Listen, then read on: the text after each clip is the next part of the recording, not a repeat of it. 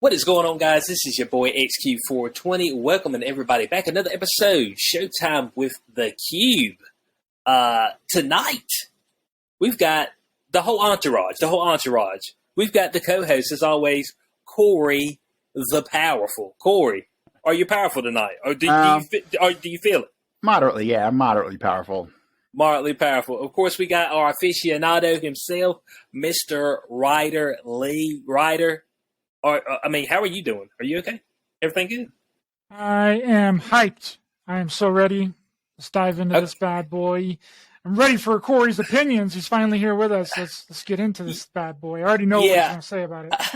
I think we're gonna have some differing opinions. Let's just say that it might get a little cruel in this episode of Showtime with the Cube. Don't let Corey's non-powerful face fool you about what may be on the horizon. If it's your first time to this channel, if you're watching us on YouTube, hit the subscribe button. Listen to us on podcast platform. Make sure you follow us there as well. We appreciate everybody who's been checking us out so far. So today, guys, we are going to be reviewing Knock at the Cabin, M. Night Shyamalan. Now, of course, this is not an M. Night Shyamalan original. This is not an original script from him. This is an adaptation from an actual book, Knock at the Cabin, which the author, who was the author of that one? Do y'all remember the guy's name? Oh, Paul Tremblay. Paul Tremblay. Now, I don't know if he's written anything else. Yeah, I didn't even know that it was based on a book until I was in the theater and the text came up and said based off of a novel. I didn't even know that it was based off of a novel. So there you go. Yeah. Let's see what else he's done. A Head Full of Ghosts, Disappearance at Devil's Rock, Survivor Song. So it seems like he does a lot of quote unquote could you say apocalypse novels, fear novels per se, from the titles. So this is an adaptation. So this is not an M. Night. It doesn't have the same feel and twist of an M. Night Shyamalan movie. Could y'all agree to that, or how'd y'all feel about that as you watched throughout the movie? I don't know. It felt pretty Shyamalama ding dong. You know, it felt pretty Shyamalani. The twist didn't feel as crazy as what Shyamalan usually does. Correct. The twist was over in 10 seconds. It was like, boom, 10 seconds over. Oh, I see what they're doing. It seemed like, we'll get to the twist as we go on. Yeah. But the twist itself seemed retrofitted to the story. So, right. And we're actually going to talk about the differing from this particular film and the book as well, which I have a little excerpt of that. But I'm with you, Corey, that the twist was quick. And usually with Shyamalan, his twists make you go back and rethink the entirety of the movie. What do you think about that, Ryder? I thought that the twist was really the twist, sort of. You know, like are we talking about like the 70s? Are we talking about like doing the twist? I mean, come on, man. Yeah, we're doing Twister on this. The twist was the twist. But I kind of caught on to it early on, what the twist within the twist was, because they were doing so much exposition on what you thought would be the twist, that I knew that twist wasn't really the twist, that the twist was the twist. So I don't know. Let me tell you what I thought the twist was going to be. Okay. Initially, and I was wrong. I thought the twist, because they really never specified that the person that they had to sacrifice was one of those three of the family. They never explicitly say that. I kind of was waiting for them to explicitly state that, and they didn't. So I thought the twist would be they would kill like one of the other people, and that would be the sacrifice. And then when he ends up, later on in the film, when he ends up shooting, I forget which one gets shot, but one of them gets shot. That totally put the kibosh on my predicted twist ending. So, Eric gets shot. Right. Yeah. Okay. So you thought, I don't know, that for me, it flew the coop whenever the first execution came about. But this particular film, it stars Dave Bautista. I would say that he's even though or can we say the protagonist per se is the couple of Eric, Andrew, and Wynn. It seems more based around Bautista. He has a whole lot of screen presence in this particular film. Ryder, what do you think about Bautista's screen presence? And do you feel like he was kind of the major focus of the film? I thought these were the most nicest, gentlest home intruders that I have ever witnessed on a movie or a TV show in my entire life. Which I knew that something was up there. I was like, why are they so nice? Like Batista's being like a gentle giant. Like that's a big mother effer, bro. It's a big dude. Ain't nobody getting over on that guy. He's even bigger than he was when he was in pro wrestling. That's a jacked dude. I think he might be bigger than Dwayne The Rock Johnson. I'm not sure, but I thought it was suspicious. I'm like, wow, if I was having a home intrusion like that, those are the type of guys that I would like to have break into my house and have me do some random crazy bullshit nonsense. But I thought he was good in the film. I thought he served that role fine, and I think that's what M. Night Shyamalan was going for in that film, was that kind of performance from Bautista. I mean, I would have liked to have seen more range of character, more in depth, instead of being this, kind of stone face. It's kind of like what we were talking about in the Last of Us reviews. How he's very stoic. Yeah, very stoic, and didn't really feel like that he was really in charge of the crew. Like any of the crew could have been the person that was in charge. He was kind of taking like a backseat, but he was just big, so everyone listened to him. I would like a little more anger and aggression from him in some scenes, but other than that, I liked his performance, and I liked the performance of the rest of the cast. I thought the Four Horsemen scenario was a good touch on it. Okay, Corey, how do you feel? I'm going to ask you, how do you feel about Bautista? Are you okay with, because even though, like I said, the protagonist is supposed to be the couple and their adopted daughter, are you okay with the progress and how they actually made Bautista kind of like almost like the main character through a lot of the film? Mm-hmm.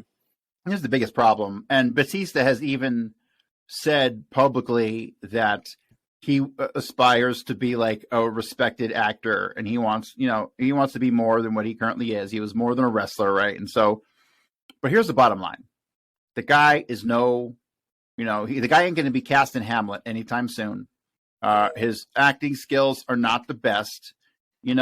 Perhaps his best role and the best type of role for him is Guardians of the Galaxy.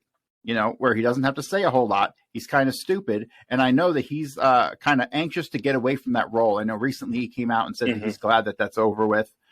But unfortunately, I think whether or not he ever goes beyond that, I think not only is he typecast, I think he is properly typecast because he is kind of just a grunt.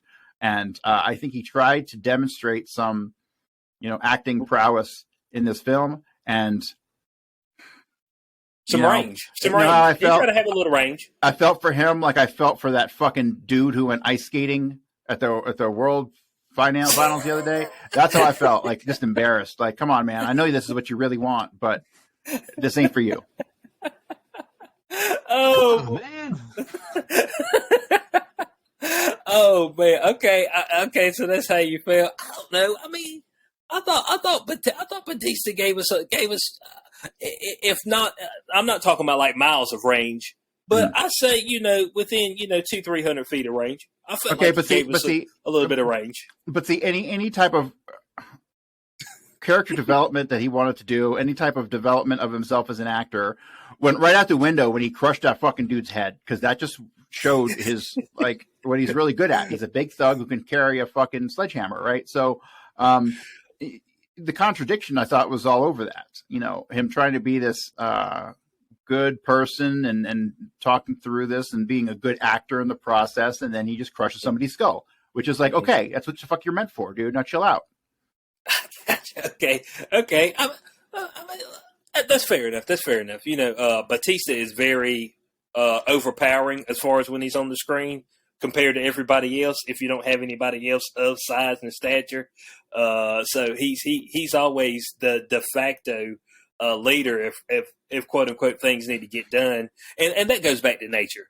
We can the biggest, the strongest. They use it as a de facto leader. Now, as far as the couple, of course, we got the gay couple in this one, which it was also a gay couple in the book. Okay, so this was not going away from that. Now the names was different, I believe, in the book. Was it Neil and Bob? I don't think so. The names, they may or may not have been different. Let's see. They may have been the same. They may have been the same. But we got Andrew and we've got Eric. Okay, and it doesn't give you a ton right off the rip about them. This movie actually jumps right into the action right out the gate. Ryder, what do you think about how the movie kind of jumped right into the action and give us any type of backstory initially and just got right into it? Did you like that with the sprinkling of flashbacks? How did you feel about that? Well, XQ'd, what I really wanted was a gay sex scene. That's what this movie really needed to bring everything together, was a very graphic gay sex scene of them flexing their muscles in front of each other and saying how big each other looks. That's what I wanted in some 69 action. I mean, you know, we have to counter these people, right? Instead of saying we don't want more gay shit in our movies and in our TV show, we need to be telling them we want more gay shit, because then they'll just do the opposite, right? We don't want gay shit. We don't want gay shit, so therefore they're giving us all the gay shit. But whenever we want gay shit, they're not going to give us the gay shit. Right? Are you seeing Corey right now? Are you actually looking at Corey's screen? I'm trying to psychologically manipulate the Hollywood is what I'm trying to do. So yes, more gay shit. There need to be a gay sex scene. 69, a strap on, two strap-ons. You know, whatever. Just make it super ultra mega gay. I think that would have solved a lot of the problems of the movie. So any of the producers, if M. Night Shyamalan is listening, please take my advice and make your next movie super ultra mega gay. Okay. Okay, now that we got Ryder out of the way, okay. Corey, your mic's muted. I said I think I need to go to church real quick. Okay, so now that we got Ryder out of the way and he took us down a path of no return, okay, Corey, how did you feel about the pacing of the movie, which was the question I'd asked? So, the pace of the movie was good. However, this is another kind of criticism I have of this. When you're very familiar with Shyamalan and you look at his body of work, the build-up to weird stuff going on, it takes a while, right? Mm-hmm. But in this, they didn't even give you a chance to build up to anything. It was like they get to this house, and 5 minutes later, mystery, right? 5 minutes later, just sudden wall of mystery. What is happening here? There wasn't a gradual build up to it. Some people might applaud that, but I kind of look at that as a slight bit of laziness. It feels like, compared to his previous works, this one was somewhat phoned in. Man said he phoned it in. My God. I mean, just like everyone goes into it knowing there's going to be a twist. Everyone goes into it knowing that there's going to be some sort of weird, suspenseful drama that is left unresolved that you can't figure out, which we had in this. And so I believe when you know what the audience is expecting and you try to deliver that to them, you fuck up. You know what I mean? Okay. That's what it felt like. It was specifically attempting to push the buttons in people who saw his previous movies, and it wasn't organic enough. You know what I mean? It was too forced. It was like forced into the M. Night Shyamalan mold. Okay. Do you think he was? Do you think he was a little hamstrung because of adapting a book? Do you think that could be the case? Well, when has that ever stopped Hollywood? Never. I mean, Jesus Christ. Well, it looks like he tried to stay really close to the source material, which is not what they usually do. So this. Well, I have a feeling the source material. I have a feeling this person either knows him as a friend or wrote it with him in mind. You know what I mean? That's the feeling I get from it. Because the story, Shyamalan could have wrote this. It was shallow enough for it to be his in the modern era. So, But here's the biggest single fucking problem I have with the movie. Besides the propaganda aspect of it, which we'll get to on day zero. But realistically, I felt that this movie was virtually a copy of Cabin in the Woods. For those of you who haven't seen it, Cabin in the Woods is absolutely goddamn phenomenal. I saw it without having seen any. I went to the movies to see it without seeing any trailers, without knowing anything about it. And I swear to God, we're 10 minutes before the end of the movie, and I still hadn't figured out what the hell was going on. And I'm like, this is the craziest shit ever. And then they hit you with a twist ending. And the twist ending was the same goddamn twist ending as the same plot of this whole fucking movie, right? You got a bunch of people in a cabin, and in the Cabin in the Woods, it was about they had to pick their own demise, but they didn't know that's what they were doing, right? So when they go down to that basement room and they start messing around with all the items, and then finally someone picks something up, and it's the family with the husband bulge thing, right? Like the little creepy devil girl, right? So that was great. This was like the same. I don't know. It was like this, they had to save the world. The same thing. One of them had to die. I mean, it was like I'm sitting there watching this, going, "Did they not see Cabin in the Woods?"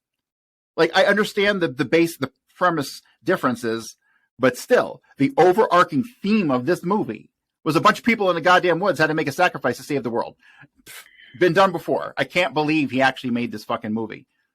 I'm like awestruck as I'm watching it, like wondering what the fuck. Well, they tried. I mean, they tried to switch it up maybe a touch. Can I say that? Yeah, no, it was switched up, but it was switched up. But the basic premise of the film. Yeah. Now you could come back and say, well, you know, there have been 100 spy movies, and they all have the same premise. Somebody's going to do some shit, or some action movies, and you could say that. But this is just so specific.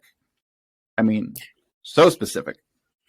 Yeah, they might even use the same woods, maybe the same cabin. Maybe they might have used the exact same woods in the exact same cabin. That's what they may have done. Okay, to a T. It's like, hey, is that cabin still there, guys? They're like, yes. It's like, well, thank God, because I'm using it, dog. You know what I'm saying? We shoot this one in daytime, and you know we're in there. So guys, we're talking about the pacing of the movie. If you haven't seen it yet, you know we do spoilers. So shit. I mean, we're gonna spoil it for you. So the movie just jumps right into the action. You see Wynn, she's out there catching grasshoppers. Batista walks up to her and starts talking. Boom, that's it, right out the gate. You don't know who he is or anything. You just know he just walks up and starts talking to her, and that kind of gets the action flowing from there. Now, of course, he's got a ragtag group with him, and we'll go through their particular names, and all of these they're supposed to quote unquote be the four horsemen of the apocalypse. That's what the premise of these four people are. Now you've got of course Batista, who's Leonard. You've got Sabrina. You got Adrian, and then we got the redheaded Redmond, which he gave him a fake name, but he called himself Redmond. How did you feel about the other characters, and how did you feel about their role in the movie? Did you enjoy them? We'll go with Ryder first. Yeah, I actually like the development of the story a little bit. It's like what I was talking about earlier. They were giving hints to try and mislead you throughout the film into thinking that it's going to end in a different way than the actual twist within the twist actually ended. Right? And I actually thought that this was a really cool way to do it because it was almost like a mystery. It was almost like a mystery box movie filled with conspiracies. Right? Mm-hmm. Whenever they're tied up, they're like, and Batista kills that one dude, the first guy to go, which is Redmond, the guy with the red hair. Or whatever. Redmond. Mm-hmm. And he's like, let's watch the news. Let's turn on the TV right now. Let's watch the news, and you're going to see these devastating events. You know, it's like this death unleashes a giant plague upon humanity, and we're going to turn on the TV and we're going to watch it. We're going to see it so that you guys can believe what we're saying. And the one gentleman that was strapped into the chair, you'll have to give me on his name. What was his name? We got Eric and Andrew. Well, one Eric of them. Eric is the one that ends up dying. So it's just Andrew. So Andrew was like, they're just feeding this into they've already pre-recorded this. They already know what's happening here. Or they know that this event's going to happen, and they come and kill this, and then they put it on the TV. So it's kind of like a conspiracy type of scenario. And then with Redmond hitting Andrew over the head with a beer bottle, way in the past and all that, and you're kind of thinking it's like psychologically manipulating you a little bit. You're trying to put all these pieces together that it's not really real, and this is just like a setup, and these are actual real home invaders, and that the world's not really going to end, and the plagues aren't actually really happening.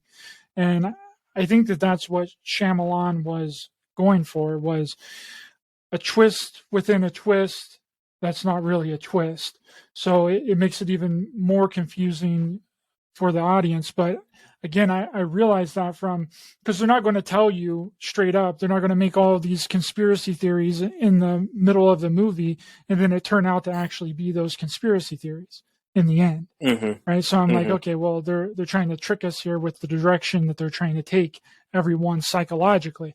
They're trying to make everyone believe that there's not really an apocalypse going on, and that they don't really have to sacrifice someone to stop the end of the world. And then that's what happens, right? And at the end of the movie, there you go. So I actually thought that it was kind of a different way to do it, because you can only do twist endings so much.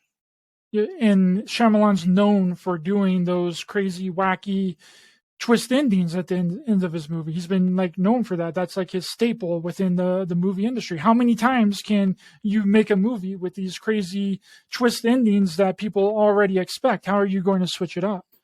And I thought that this was a good attempt to actually switch it up and give the audience something different, but something that seems familiar. And as soon as the movie was over, there was a bunch of people complaining in the audience. They're like, "Oh, I was expecting a big twist." I'm like, "Well, I guess it was kind of it was a twist within a twist. It was a twist." Well, one thing that should be addressed in regards to these other characters and their ultimate role as the Four Horsemen. When she goes over at the end and she's talking about this one was nurturing, and I'm like, what the fuck are you talking about? Like, the Four Horsemen of the apocalypse are pestilence, death, famine, and what's the other one? There's one more. I can't remember the last one. War. Yeah. That's it. And so they didn't mention any of that. None of that. Like, which fucking one of those Four Horsemen is nurturing? Give me a fucking break. That is not part of the mythology. It never has been. I don't understand where they just made shit up. Yeah, that was kind of weird. I ain't gonna lie to you. That was kind of weird. It was the gay Four Horsemen. The gay Four Horsemen. Yeah. Well, I think the reason that they did that, well, let me try to explain this. I think the reason why they did that is because they were trying to portray these people as nice people. Okay, because if we remember, even when Eric attacked the black lady, which was Sabrina, and he knocked her down, and then she swept the leg, and he hit the back of his head. She immediately went and started trying to, save her immediately. Patched up his wounds and stuff like that. So they were trying. Of course, Batista was a second grade school teacher.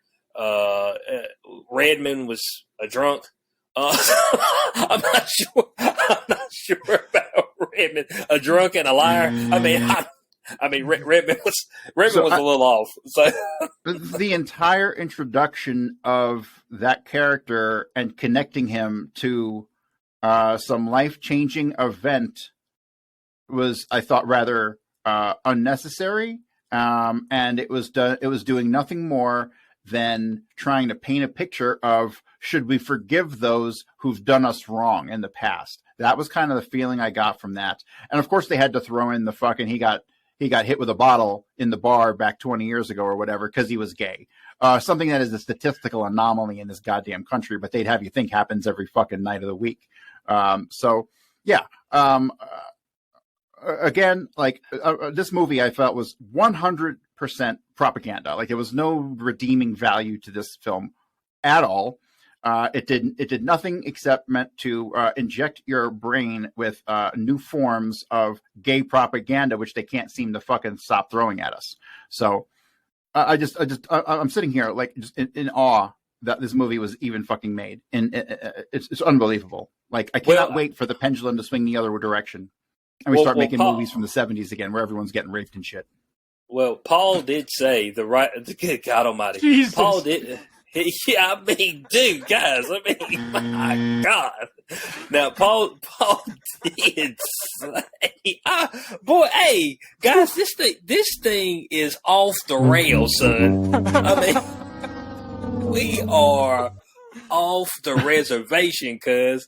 Now, Paul did say, all right, that he struggled for years and years to find financing for this particular adaptation. And I'll tell you why he struggled with that later on when we talk about the quote unquote twist in this, or the ending of this and the ending of that book. But I felt that Redmond was more of they used him as a tactic to try to throw you off of the scent. Yeah. So for me, I think they injected him in there and showed him interacting with these characters to be like, okay, maybe there's another agenda going on here, and maybe there is not apocalypse. Maybe this is some type of perverted perverted something. But I was like, look, even if it's something perverted, you usually don't start, killing each other. You know what I'm saying? And ritualistically sacrificing each other. If you try, I'm gonna get to y'all. I'm gonna have these people put these weapons in my skull.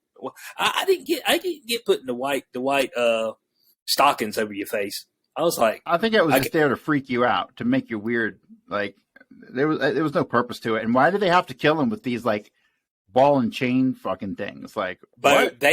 They went to the Home Depot and got that stuff and put it together. Cause I mean, that was a no go for me. I was like, man, where'd y'all get all these old relics to them, rusty relics to put together?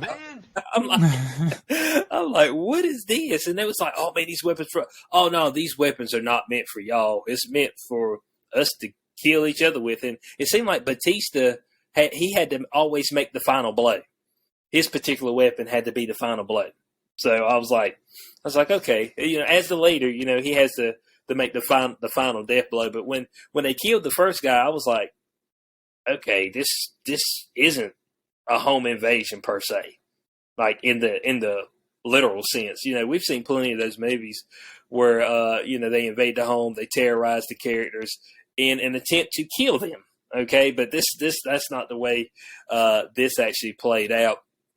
There was something really super subtle in there too. That was like a psychological manipulation too between the four horsemen and those four characters. Whenever they first get into the house, it kind of made the audience seem like they have known each other for a really long time. That they have been doing this for a while. Whenever Batista was had a back and forth with Redmond. They were like, oh yeah, you're always like this. Why do you have to be all so upfront and forward?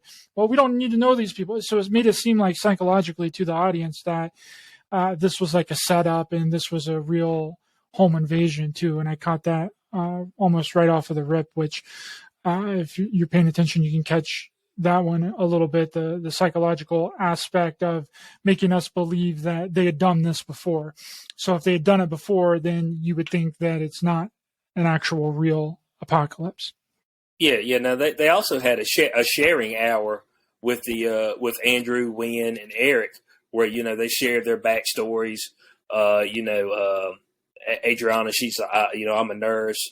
Leonard, I'm a school teacher. Redmond, I'm a drunk. Adrian, I'm a struggling single mother. You know what I'm saying? I bust tables. So it almost tried to humanize them in that case and make it seem like, hey, we're not anything to fear, but one of y'all got to die and one of y'all got to kill the other person. You know what I'm saying?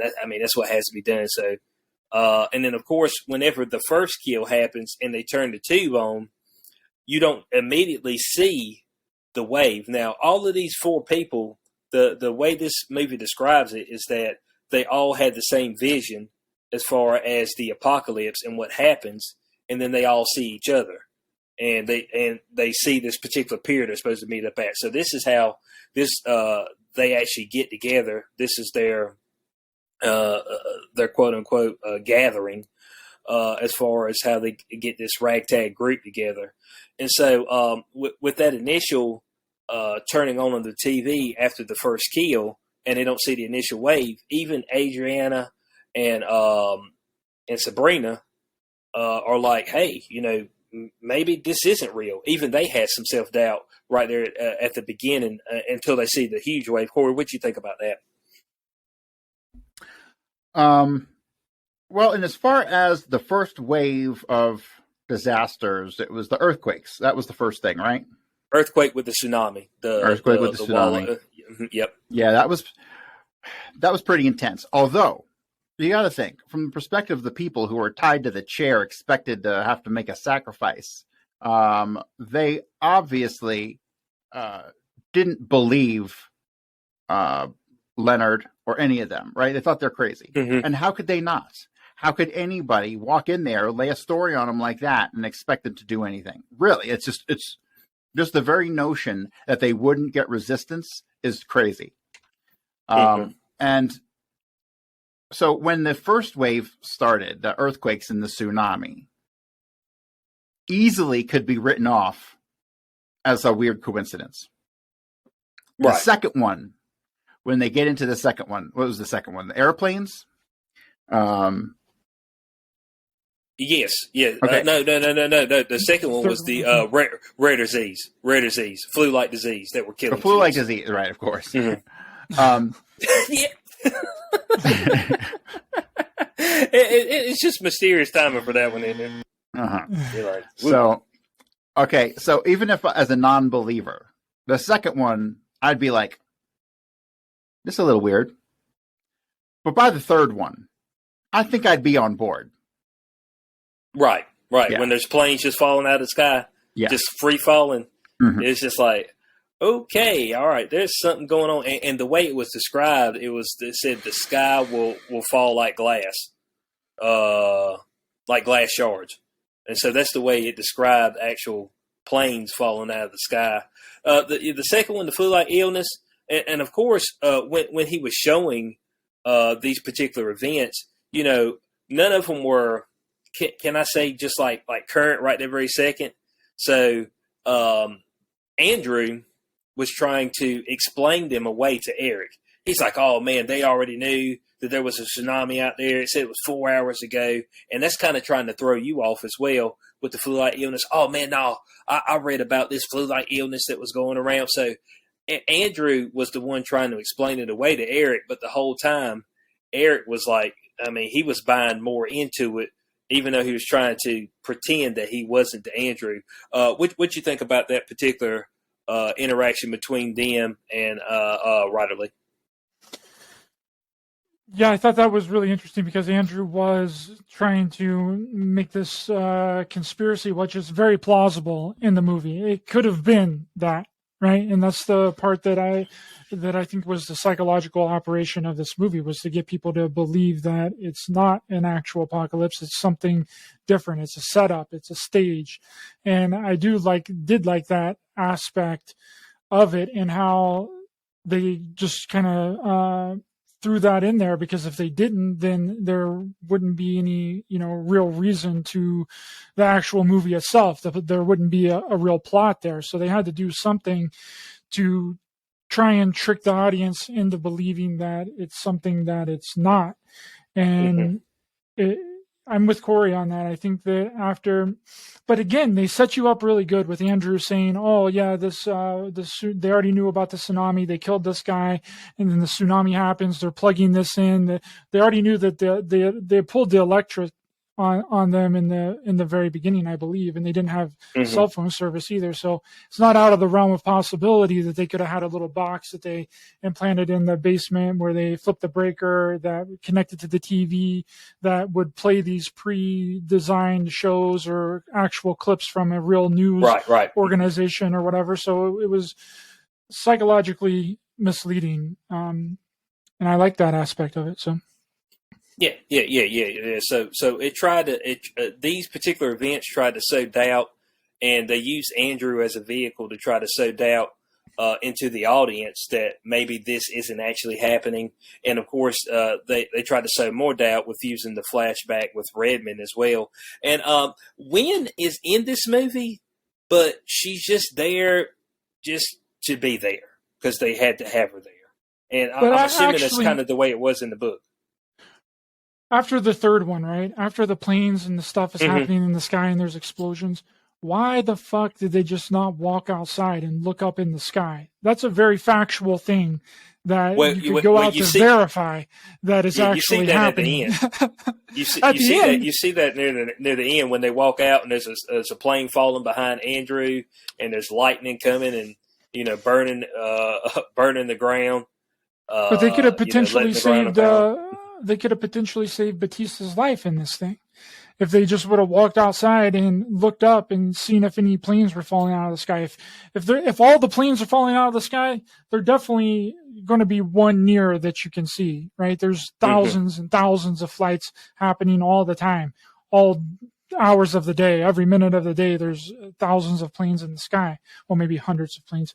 Not too sure. I haven't looked up that statistic, so don't quote me on that.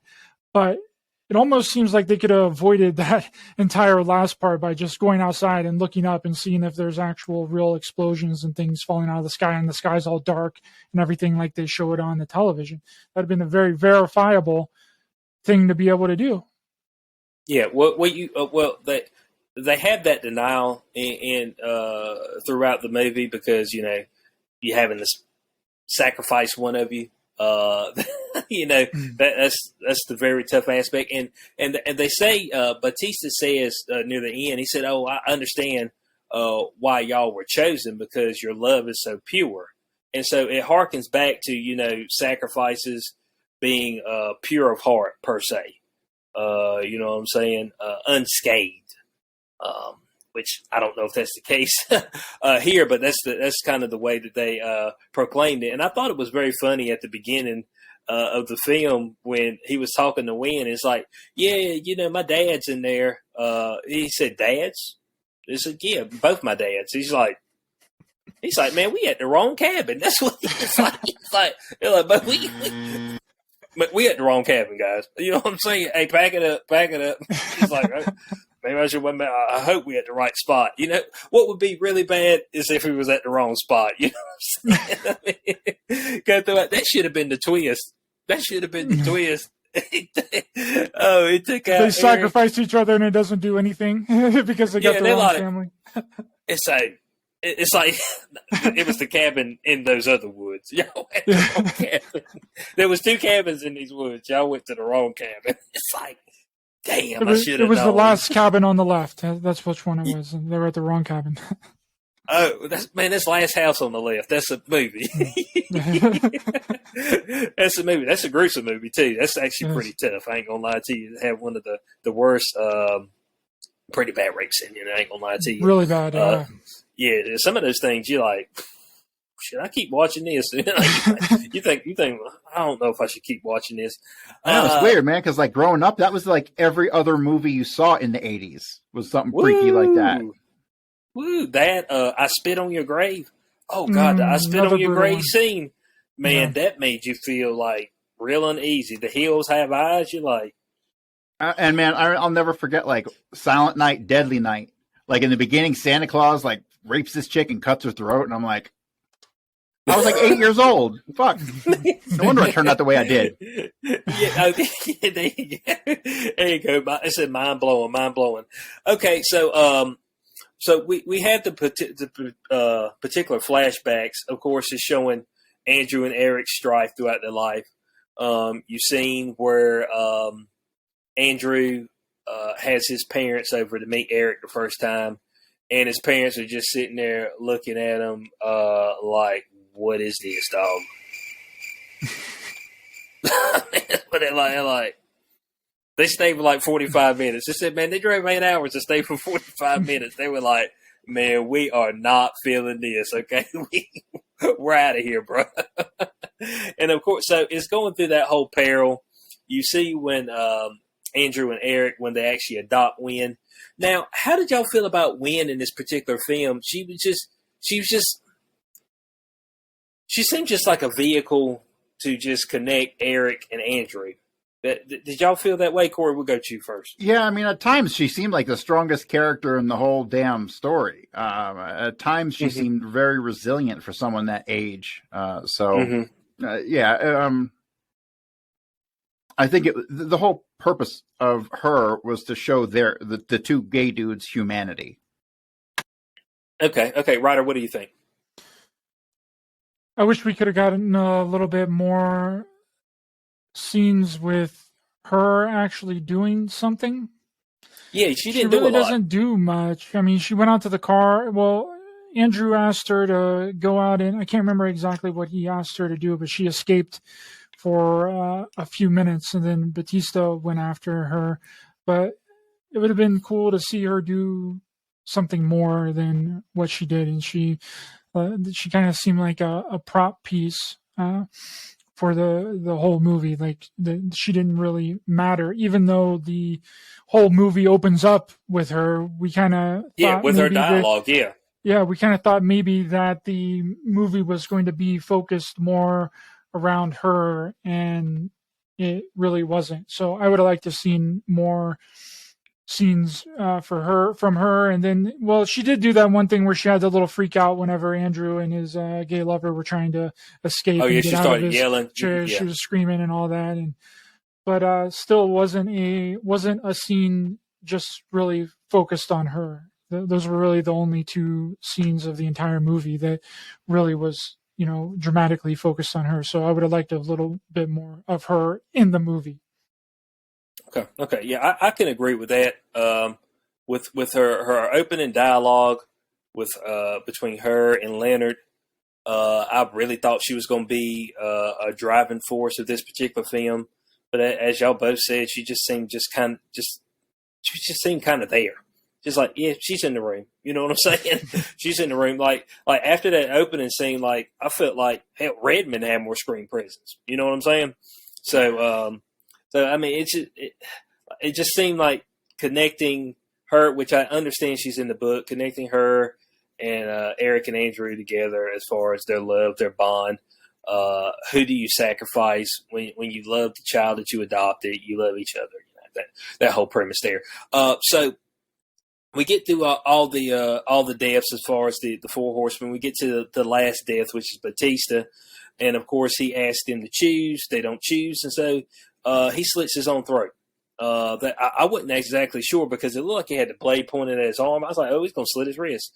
But then he slit his throat, which I think is very difficult to do. Slit your own throat. I was like, wow. But he did that. At that point in time, it was an epiphany to Eric.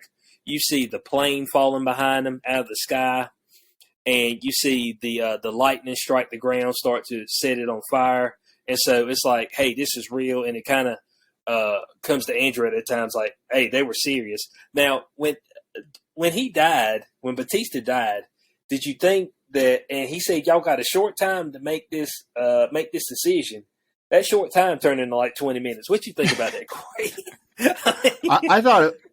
I thought that once he died, that was it. That was their chance. That's what I thought. Yeah. And so that was another thing that I was like, oh, that was a cop out.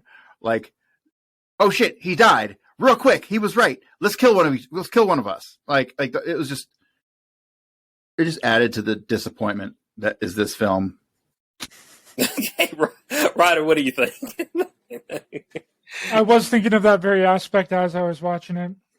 I was like, man, you said that you got a very small window of opportunity to make a decision, and you guys are making lovey-dovey and arguing with each other about who's going to die.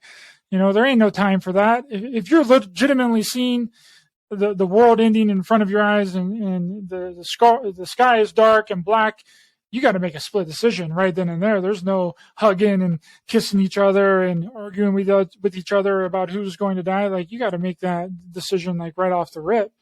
There ain't no playing around. If the real end of the world's at stake here, then you got to be willing to make some tough and rough decisions there. So, yeah, I thought that was a little odd how they stretched that out. But again, it's a movie, it's entertainment, so they had to make it about the struggle between the two gay dudes. So yeah, who to say, right? Yeah, and I just felt like it was elongated when I seen him slit his throat, and he was like, "Hey, man, you got like." I thought it was like seconds. I thought it was like a minute tops, and then it just kind of lingered on. I was like, well, I was like, oh, the twist is going to be that one of them dies, but it ends up being too late. It kind of reminds me of is it The Mist? Is that the one, Stephen King? Yeah, with the supermarket. Yeah, really good movie. Yeah. Really good. The Mist, where Thomas Jane ends up killing everybody in the truck, and then the damn military rolls up. Yeah, right. Oh, we got it, guys. Don't worry. It's good. He done shot everybody, including the son. Didn't have a bullet for himself. It's like, I was like, oh, boy. I said, that. Now that is a fucked up ending. That's how you do that. You know what I'm saying? But yeah, so. That's probably one of my favorite endings to any movie that I've seen in a while. Oh, it's dude. Really good movie. That's what I thought we were going to have here. Now, of course, Batista, Leonard, he's better known as Batista, but he tells them, of course, your choices is to save humanity, which they already let probably millions of people die already. So that blood is already on their hands. At least millions of people have already died, including small kids. So yeah, we appreciate y'all for that. While you were dragging your feet, and oh man, but I just thought that was like. They're redeemed because they saved humanity. I said, Bo, millions of people are already dead. Is nobody going to say anything about that? I mean, they're just going to let that go.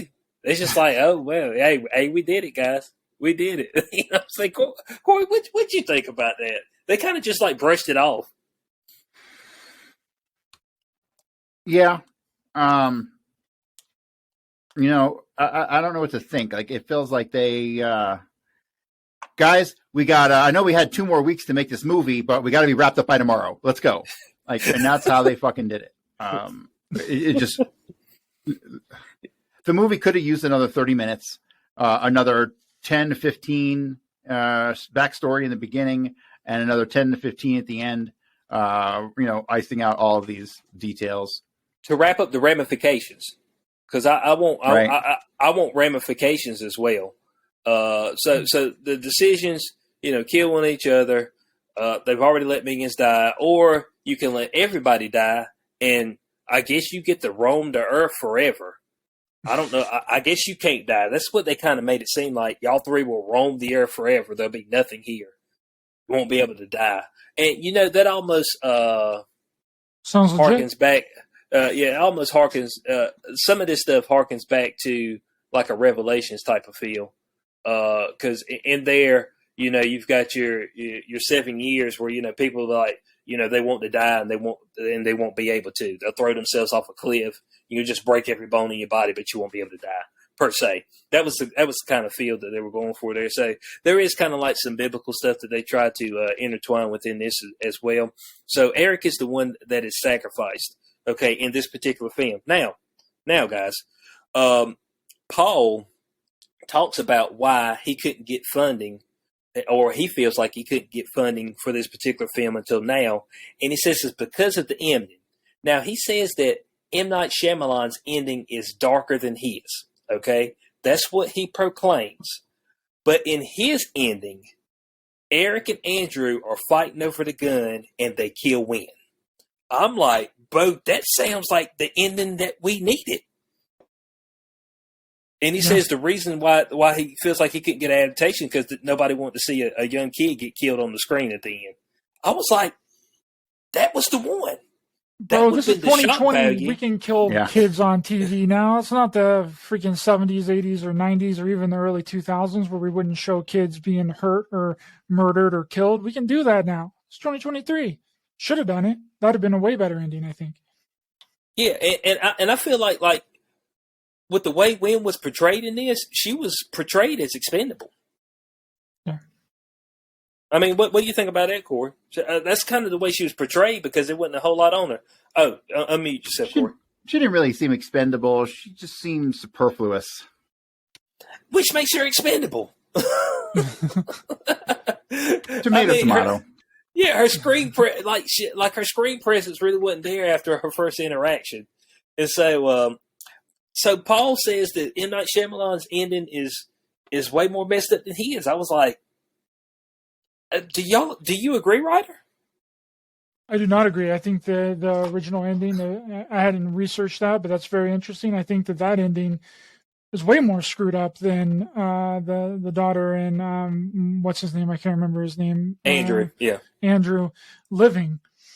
I think it would have been way more screwed up, and they would have way a bigger issue to fill and answer. More questions of the dilemma of actually killing a child instead of it being because you can get over that pretty easy. I would feel like that would be more of a psychological, moral dilemma in order to kill a child than to kill a full-grown adult that looks like that they're in their late 30s, possibly early 40s, right? I feel like that would be way more of a moral dilemma and would add more gravity and more weight to the entire film if they would have indeed killed her instead.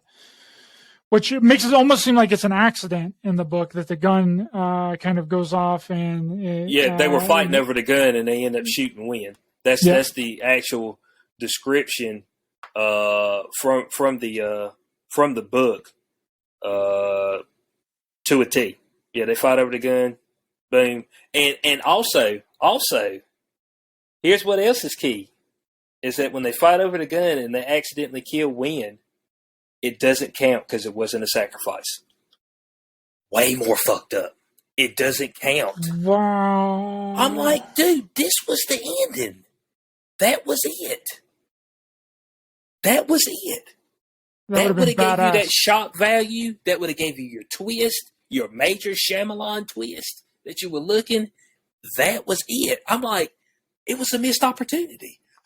Paul, how can you say that this ending is more fucked up than yours? Your ending is the epitome of fucked up. You know what I'm saying? Corey, let me know. Let me know what you think. Yeah, I agree with you 100%. But, we are living in the Nerf era of humanity. So everything's going to be soft and squishy. Yeah. Ryder. Hey, Ryder. Bud, the sacrifice didn't count. So not only that, you got to make another choice for a death. So you lost one. Paul was hitting him with the double right there, and that's what that's what this movie needed was a double. Make it to only where one person survives, which would be the logical conclusion that somebody would come to. If there's three people, then you don't really know how that conclusion would come about, but that's a solid way for it to happen. The gun misfiring, killing the little girl, and then the sacrifice didn't count, and then they had to make a decision which one of them to sacrifice and which one dies. They didn't kill it. They didn't kill either one of them, so the apocalypse happens. Even better. Keeps getting better. X Cube. You just keep dropping the bombs on us. That's what I said. I was like, since this is off of a book, let me go and just do a little excerpt. Let me do a little research on the book. And I was just like, bro, this was the ending. This would have folks talking. They're like, boy, this movie was fucked up, man. You know what I'm saying? The ending was wild. You know what I'm saying? The ending was wild because, the gun goes off. I was like, well, dang, bro. We didn't mean to kill Winfield real bad. Well, at least we saved the world. And then you look out and stuff keeps happening. And it just keeps happening. And they're like, what the hell is going on?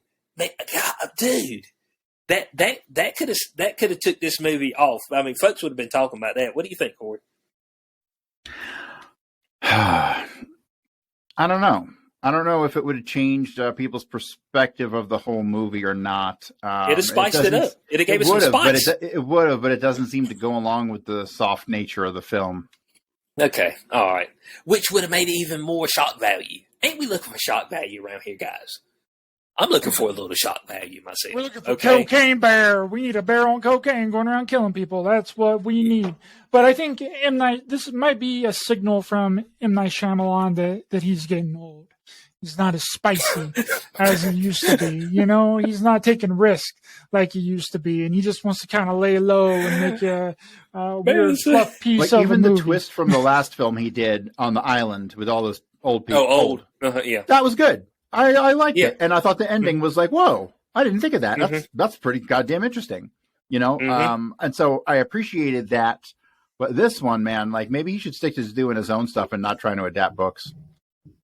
Yeah, I could agree there. I could agree there. Man says Shyamalan's getting old. Well, I mean, like the Undertaker. I mean, we got a sad song for him, Bo. I mean, Shyamalan, it's getting close, baby. Come back to us, Shyamalan. Oh, can he reverse course? Well, I'm pretty sure he's got something else up his sleeve. I'm pretty sure he's got maybe an original film up his sleeve. Okay, that's what we're looking. Maybe an original film. Well, it turns out that Shyamalan has 1, 2, 3, oh, let's see if it's actually making anything. 4 daughters, actually. So that could have. I'm pretty sure that I can't pronounce any of his daughters' names, but he has. 3 daughters. Sorry, he has looks like 3 daughters that M. Night Shyamalan has. So maybe that was a reason that he didn't kill the little girl in the movie too, because he wouldn't have wanted to do that to his daughter. You never know how these filmmakers and these people create and write their movies and stuff, and how much personal ideas and thoughts that they put into the writing and the directing of their films. Could be possible. Okay, so it looks like he does have something coming up, but they have not released the actual name of it. It just calls it M. Night Shyamalan Project, set for 2024. It's in pre-production. So it'll be interesting if he gets back on track. He kind of seemed to have a little bit of a resurrection when he made Split and Glass. Maybe we'll get something good from him next go around. I mean, well, hold on. Let me hit the drum roll, because we're gonna give the cubes on this, okay? And we're gonna let Corey go first, all right? Because he's been itching for this.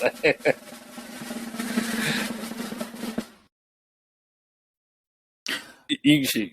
I give this a whopping 0 out of 10 cubes. This is the one and probably only time this will ever happen. And the problem is that the propaganda aspect of this film overwhelmed any redeeming qualities it might have had. Period. This movie didn't need to exist. It existed for one reason and one reason only. To make you feel fucking guilty about not being gay and that gay people are going to save the fucking world. Period. I'm over it. I'm done with this bullshit. And yeah, you can hear more about my thoughts on this on day 0 on Sunday.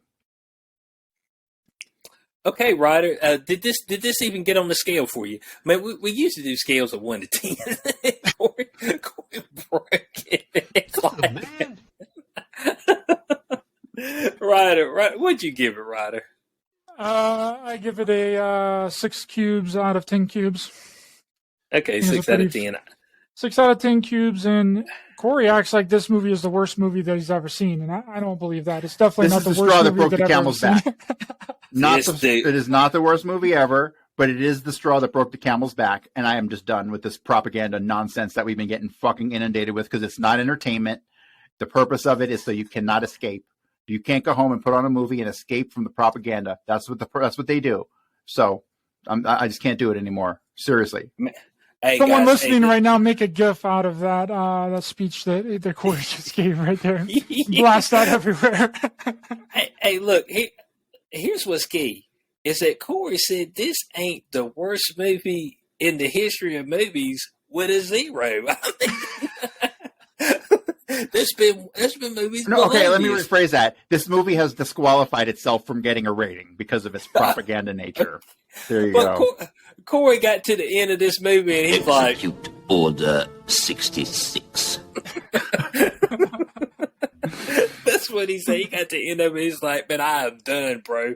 I gave it 4 out of 10. And my rating was higher until I seen how Paul actually ended the book. And I was like, damn, Bo. I mean, there was a missed opportunity here to really, really smack people in the face. I mean, if you'd have done that, Corey might even have gave it a 2, a 1 or a 2. You know what I'm saying? He said, look, there was a lot of propaganda, but that ending, whoo, boy, that was fire. So that pushed it up. They gave it a couple. It gets on the scale. Yeah, it was a combination of factors. I mean, the combination of the factors, it was overwhelming propaganda. It was phoned in. The twist was fucking like 10 seconds long. Like, I just felt like there was no effort put into this movie. And the only reason they made it was to fucking promote gay shit again. Like, I'm speechless. Man said they phoned it in. I mean, Ryder, this is crazy. What was the budget on this movie? Like $10 million? I'm not exactly sure. Let's see right up here. I know it only. It supposedly was the best in the box office last week, overtaking the Avatar movie, but it only got 14.1 million over the weekend, which is the lowest M. Night Shyamalan opening weekend ever. Let's see if I got a money. I don't have a money thing up here, but people are right around writers' overall rating of the particular film. I know IMDb is 6.4 out of 10. Rotten Tomatoes, the audience score and tomato meter are pretty close together. 65% audience score and tomato meter is 68%. So people are feeling like this is sixes. Okay. Corey is an outlier here, but that's okay. All right. That's okay. We're fine with that. Corey's just fed up. All right, guys. So bear with Corey. Okay. The powerful. This powerfulness is, it was at a whole nother level when he watched this thing. So, it is all good. But yeah, so 14.1 first weekend. So that means this coming up weekend, will it even get 1 million? Probably not. If you got 14.1 million the first weekend, the second weekend, maybe 1 million. And there's a really good, clean copy floating around the internet, so don't fucking go buy it. Go steal it. Oh, yeah, I'm not supposed to say that. My God, man. I mean, Ryder, help us out here. Maybe if Corey would have went to the theaters and watched it, he would have had a different outlook. There it is. I'm gonna go see. He was too comfortable. I'm gonna go see Quantumania with Ryder. So okay, thank God. But hey, they're getting some good reviews initially on this. Okay, so hey, maybe they bring us something good. So guys, that is Knock at the Cabin. Okay, that is Knock at the Cabin. I hope y'all have fun this episode. I definitely have fun. You know what I'm saying? So I hope y'all have fun listening to us on this episode. And we had some different opinions here. And so I like that. You know what I'm saying? I'm like that. Corey, he was wild. He was wild in this particular episode. But but we like Corey when he's wild, okay? That's when he's at his best. I'm trying to be not so wild in my old age. Okay. Hitting M. Night Shyamalan ding dong on him, Corey. Hey. I mean, man. Undertaker Bell, boy. I mean, you know what I'm saying? So yeah, guys, as Corey said, there's ways to watch this film. There's multiple ways to watch it. I'm not going to give you all the ways, but there are multiple ways to watch this particular movie. Some people talk about pirating things. I don't even know what that means. So we're not going to say that here. So yeah, guys, that is Knock at the Cabin. An okay film. Corey bombed it, but that's okay. All right. That's okay. Because M. Night Shyamalan does have life left, and he can redeem himself in the future. Maybe not do any more book adaptations.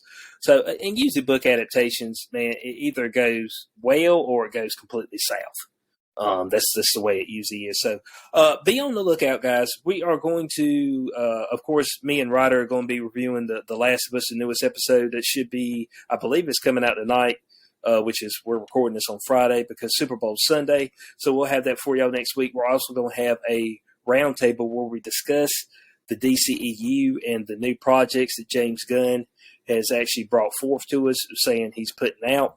And we're going to discuss whether we feel this is going to be a success or a failure out front. And then, of course, next weekend, Ant-Man and the Wasp: Quantumania, the kickoff of Phase 5 of the MCU. So will it kick off with a bang? I just want initial thoughts. Will it kick off with a bang, Ryder? I don't know. Apparently I got to watch 20 different freaking Disney Plus shows to figure out what's going on in this new Ant-Man movie. So who knows? I'll Maybe I write, just I'll need to write, get to I'll write a watching short paragraph all- for you. I'll write a short That would be paragraph. great. You don't need to know that much. There's actually one that you don't have to worry about. Like She-Hulk, like you don't even have to worry about it. Like Oh, it's thank God. I don't wanna watch that it's not garbage even anyway. real. It's not even real. Corey, do you think it's going to start off with a bang? Phase 5. Of course not. It's going to have some ridiculous fucking bullshit storyline that involves a city in the quantum realm, which is just completely bullshit. And then what else is it going to have? I don't even know. It's going to have some bullshit in there. Trust, Marvel's making it, so it's going to be some fucking gay shit in there somewhere. And Will the acting be good? My God, man. when has the acting been good in any Marvel movie? Well, I mean, this could be Like the things. one. This could be the one. I know I wanted shit to blow up, but Marvel gives you shit that blows up and is gay at the same time. So, yeah, it's gonna be okay. It's gonna have some good graphics. I like the Shrinky Dink guy, and what's her face? The chick. She was hot as fuck back in the day, but they kind of ruined her these days. She was good on Lost. Tasty. I don't know if you noticed, but she's not. Somebody notated this that she has got hardly any screen time in any of the trailers. The Wasp. Like almost like Neil, like almost none screen time. You see the daughter more than you see the Wasp. I Interesting. don't know if that's foreshadowing or not. Well, May we'll or may see. not be. I'm definitely gonna go to the movies to see it. So Okay, guys. So we'll have that for y'all. Are y'all gonna go watching it opening night? Probably. Me and my girlfriend's going to watch it Friday night. Opening night. Yeah. More Okay, than so likely, yeah. so we'll be able to get that one to y'all a little bit quicker. Okay, so I appreciate everybody for checking us out on this episode of Showtime with the Cube. I hope y'all enjoyed it. We enjoyed it talking about it. From the co-host Corey Hughes, from our aficionado himself, Ryder Lee. We'll catch y'all on the next Showtime with the Cube. Peace out.